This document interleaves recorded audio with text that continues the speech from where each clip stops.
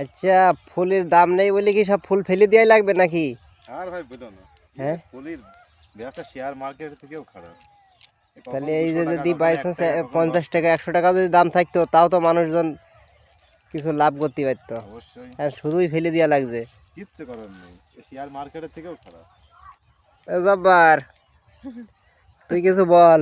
এই পার্টনার, এটা ভিডিও করা হচ্ছে, কিছু বলো। কিছু বল, চাষির উদ্দেশ্যে যে এত ফুল বেয়ে নিছি কোনো দাম নেই।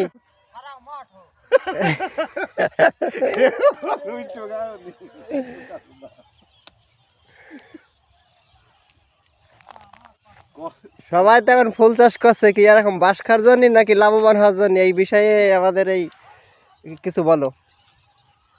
লাভ লস বাস বলতে পারছি না, কিন্তু মাঝে মাঝে বাসও হওয়ার দরকার, অবশ্যই দরকার আছে। বাস না খালি পারে মানুষের মাথাটা শক্ত হয় না। আচ্ছা আচ্ছা, তাহলে এই পর্যন্তই থাকলো এখন আজকের ভিডিও।